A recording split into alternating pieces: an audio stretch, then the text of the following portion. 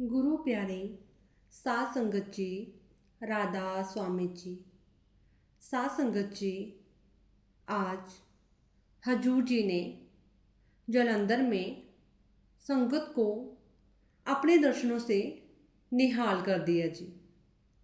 हजूर जी ने जालंधर सेंटर 2 में पहुंच गए और हजूर जी की जालंधर आने की खबर सुनकर संगत की बहुत ज़्यादा भीड़ हो गई थी। जालंधर से पहले हजूर जी ने रोपड़ में भी सभी को अपने दर्शनों से निहाल किया था। आज जालंधर में भी संगत हजूर जी के दर्शन पाकर भावुक होगी। ऐसे लग रहा था जैसे परमात्मा हमारे समक्ष आकर बैठ गया हो। बाबा जी के दर्शन करते समय संगत की आंखों में आंसू आ गए। वे अपने आप को धन्य महसूस कर रहे थे कि शुक्र है हजूर जी ने उन्हें अपने दर्शनों का मौका देकर उन पे अपार कृपा बरसाई। साध संगत जी, अब हम आपके साथ जालंधर में हुए सवाल जवाब का सिलसिला शुरू करने जा रहे हैं। साध संगत जी, जब सवाल जवाब हुए तो सबसे पहले एक बहन ने हजूर जी से सवाल किया कि हजूर जी, आजकल लड़कियों की सुरक्षा पर भरोसा नहीं रहा। मैं हॉस्टल में रहती हूँ और कई बार अकेलापन और डर महसूस करती हूँ। इस पर हजूर जी ने बड़े प्यार और स्नेह से समझाया, बेटा, एहतियात जरूरी है। अपनी ओर से हर संभव सतर्कता बरतो और बाकी मालिक पर छोड़ दो।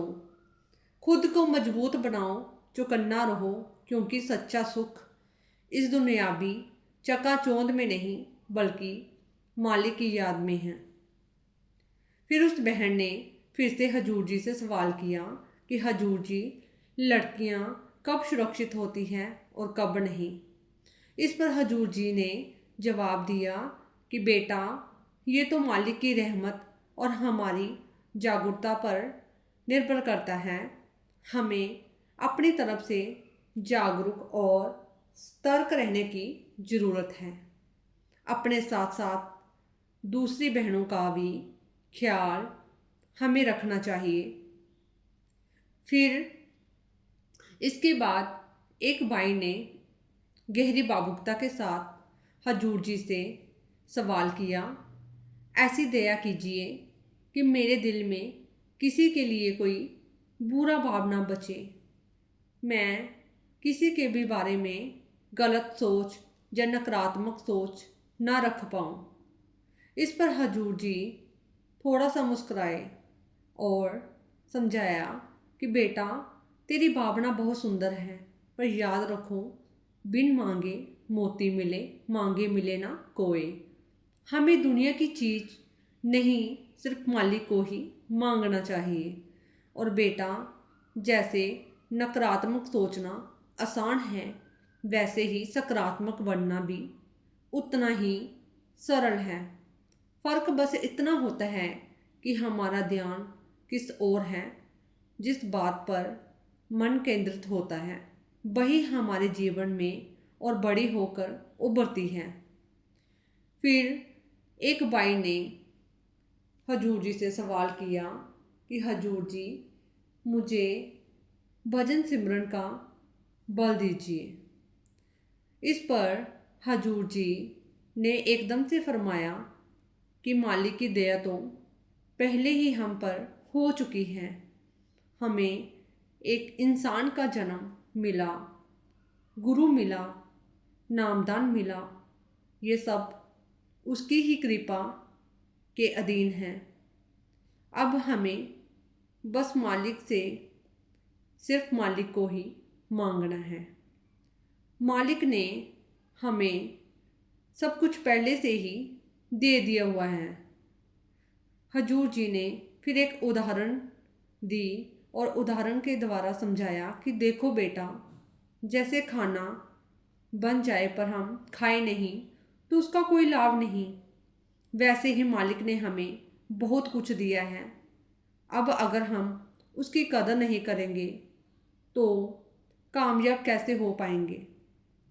हमें उसकी रहमत को संजोना है, उसकी रजा में ही हमें रहना है। बार बार कुछ मांगने की हमें कुछ भी ज़रूरत नहीं है।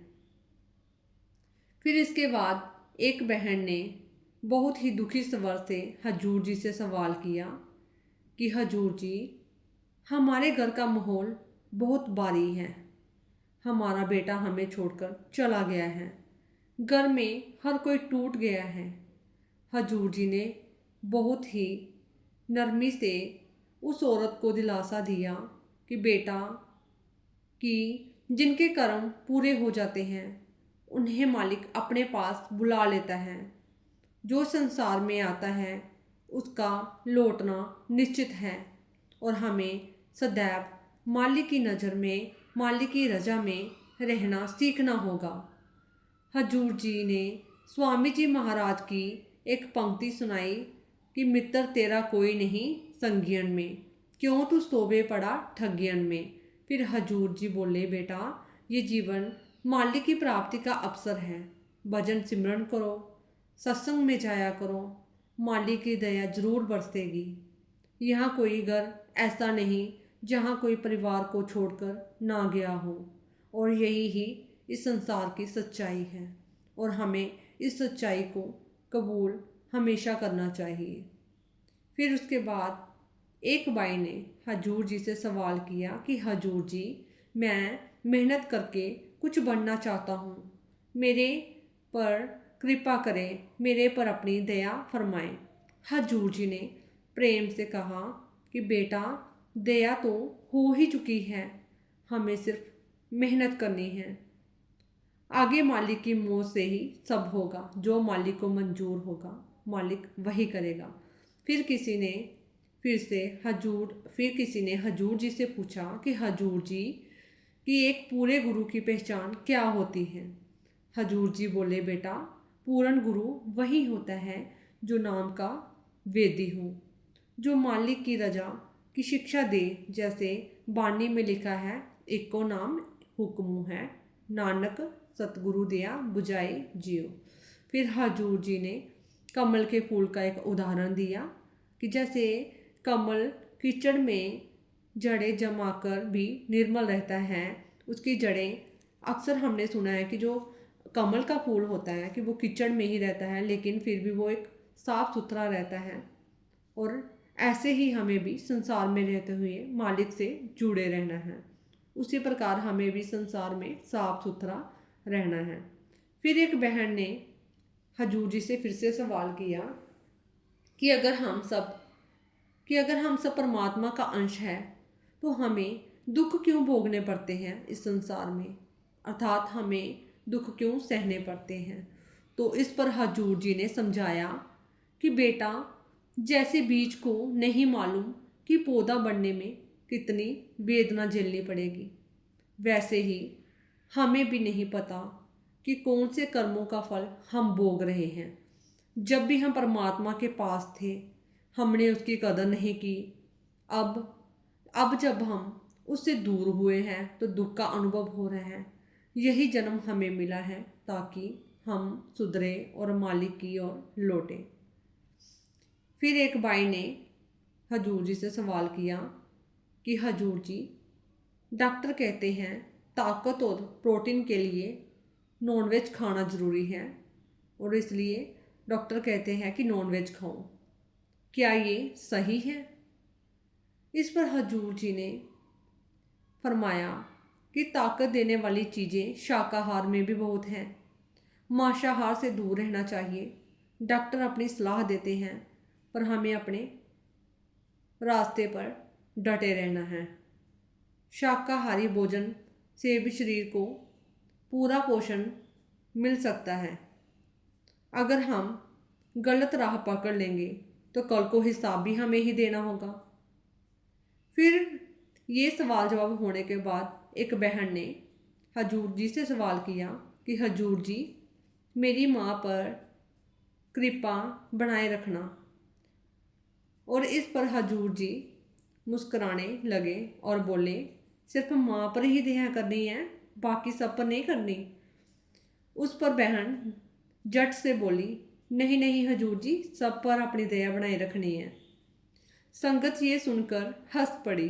फिर एक बाई ने हजूर जी से भजन सिमरन पर सवाल किया तो हजूर जी ने फरमाया कि जैसे बाकी सब काम के लिए हमने एक टाइम फिक्स किया हुआ है कि इतने बजे उठना है, इतने बजे खाना है, इतने बजे ऑफिस जाना है, वैसे ही भजन सिमरन के लिए भी एक टाइम फिक्स करना पड़ता है।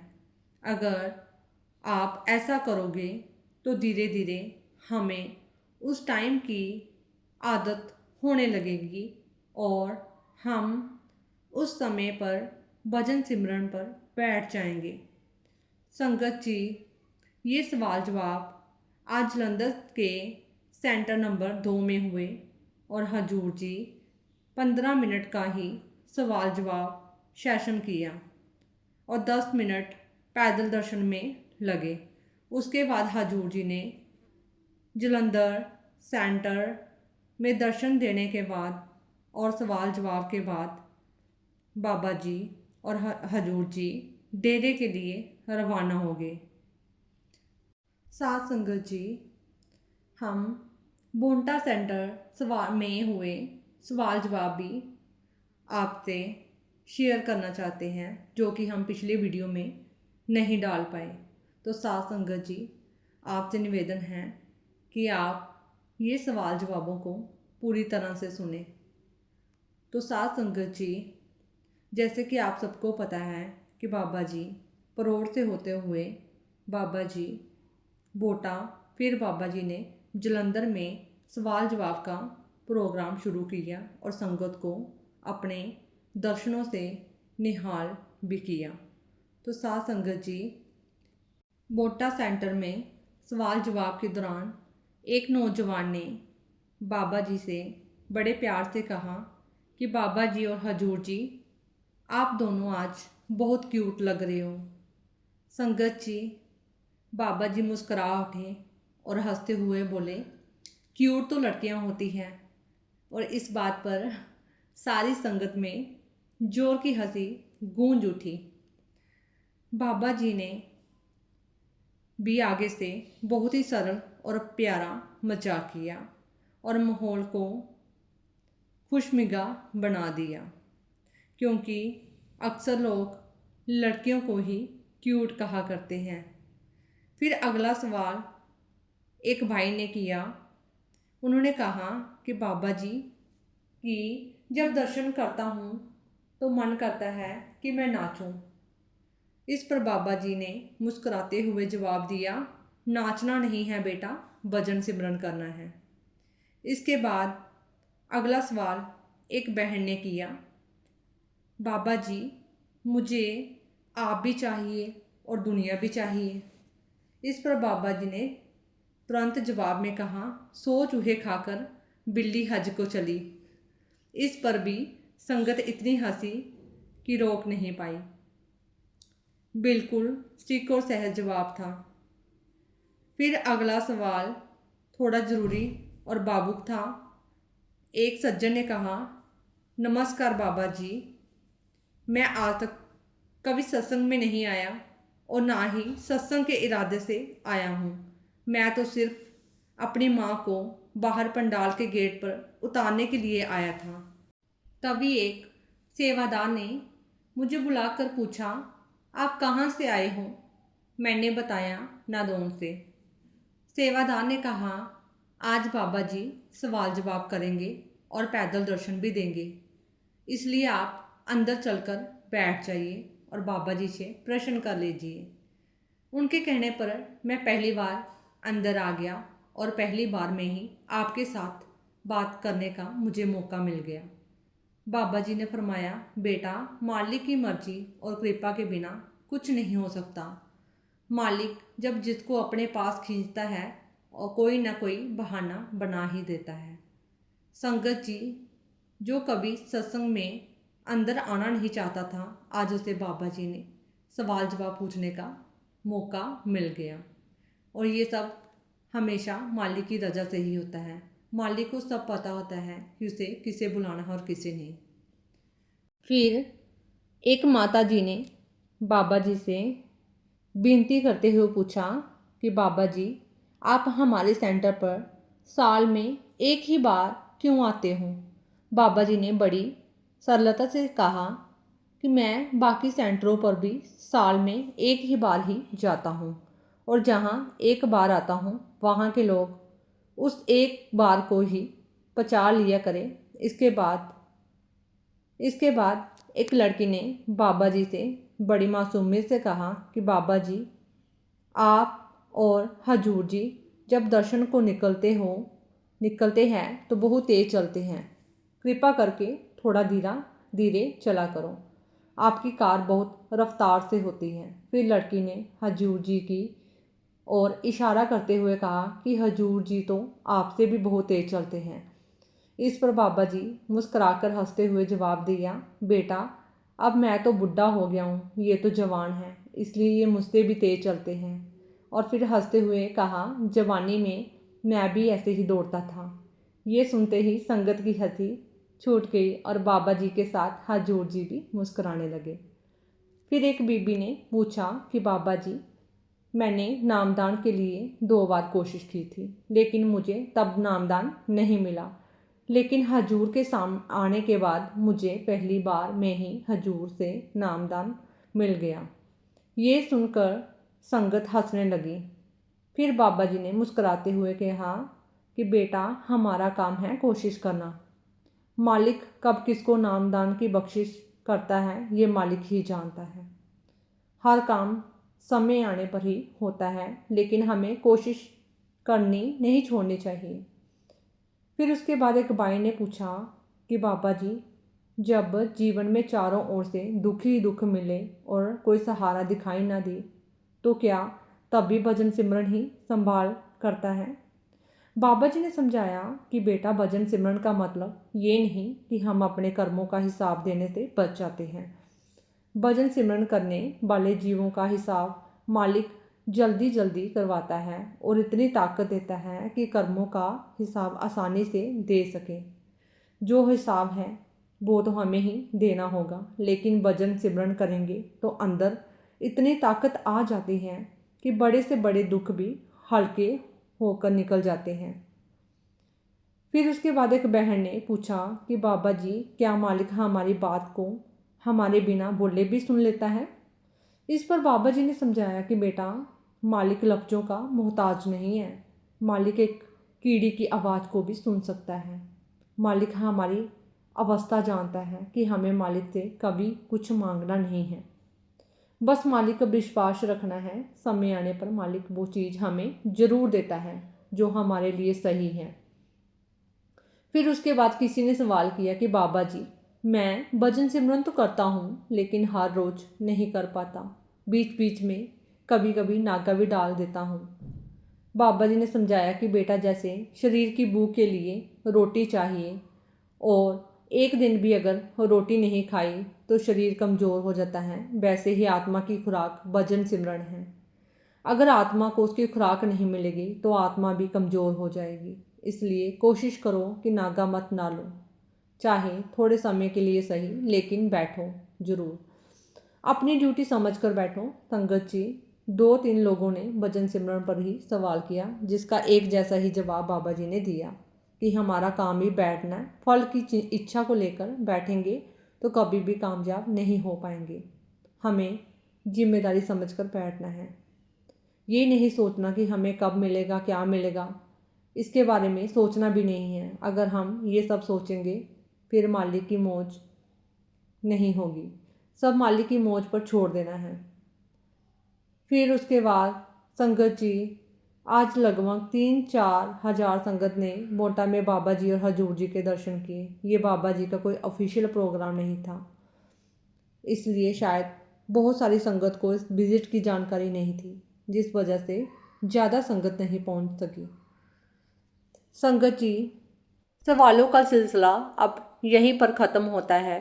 तो संगत जी, आप सभी से हाथ जोड़कर निवेदन है कि अगर आपको मेरे चैनल पर आप नए हैं तो मेरे चैनल को सब्सक्राइब ज़रूर करें